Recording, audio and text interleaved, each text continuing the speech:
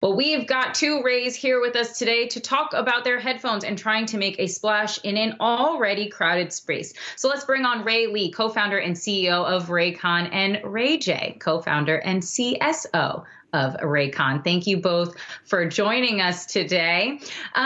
So I'm going to throw this to you, Ray Lee. How important are influencers to your marketing and to your strategy? I was looking at your website a little bit earlier today and I saw, famous fans. I saw how it's been co-signed by millions on Instagram. So how important is that space in selling these headphones?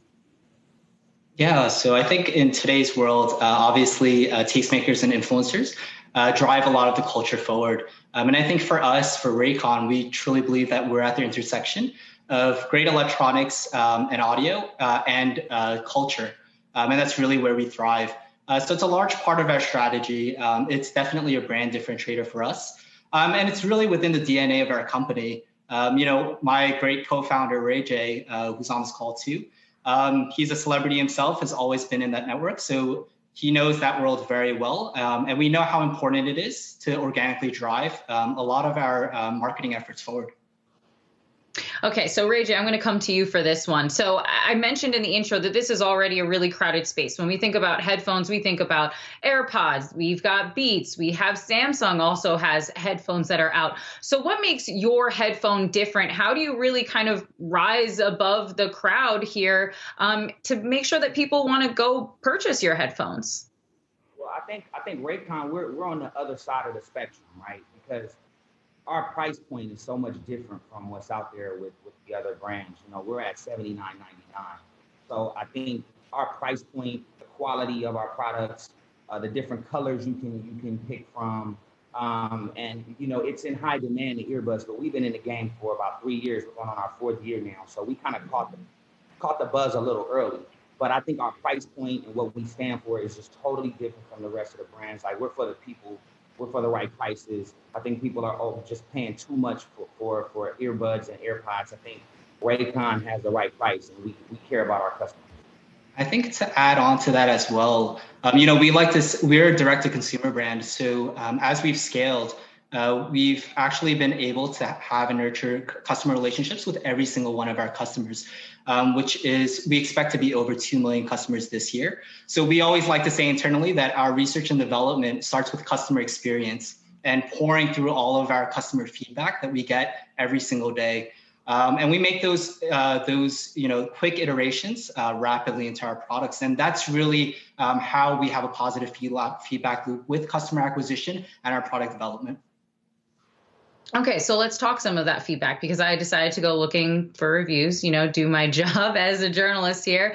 And I did find some Reddit threads. They were not as complimentary. One said, never buy RAYCON earbuds. And another Redditor said they were, quote, the headphone equivalent of the Soldier game console, which is, I think, really harsh. So talk to me about how you would use some of that feedback in improving, some of your product, because I think overcoming brand loyalty is such a difficult battle, right? So many folks are so loyal, for example, to their Apple products. That's all they are going to purchase. Just a MacBook, their AirPods, their iPhone. They are not going to consider anything different. So how do you overcome that, especially when you see some reviews like that one? Well, I think everybody will get some negative reviews, but if you look at all the positive comments and the positive reviews we have, I think it outweighs the negative.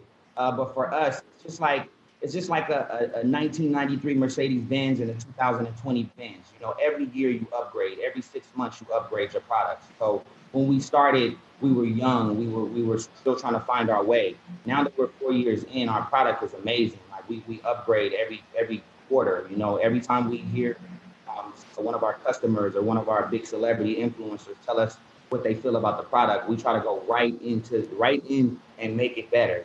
So for us, we're growing every year. Every 6 months, our product is getting better and better. And like you said, as an online brand, the reality is, like, the internet is not the most friendly place, like you mentioned.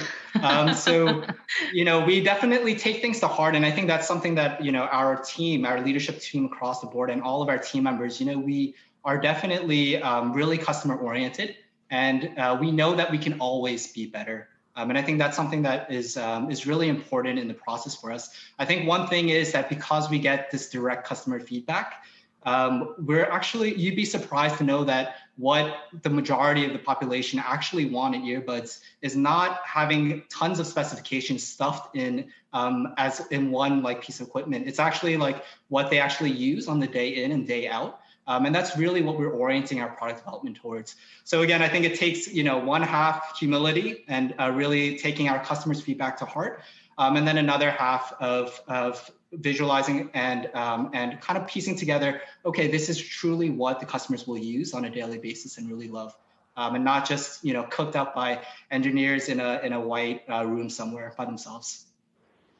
All right. So I'll be going to be very honest. I'm going to try to squeeze 2 more questions in here with you guys. We're always up against the clock. So Rayleigh, I'm going to come to you for this one. I'm wondering, looking out, you guys said this company has already been around for 4 years. What's next? Are you guys going to go into other wearables like watches, for example? Yeah, I think for us, we see the wireless audio category. It has explosive CAGR. It's still a massive opportunity just in terms of growth potential.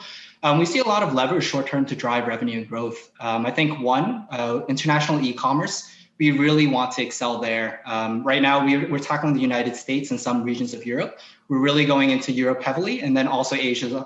Asia is obviously another huge market. Right. 2, we haven't touched a retail store shelf yet. So there's also a lot of growth opportunities there. And then lastly, like you said, products. We will be launching new audio products this year. And then after that, of course, electronics, there's so many different categories. So we're planning to move horizontally in the future too.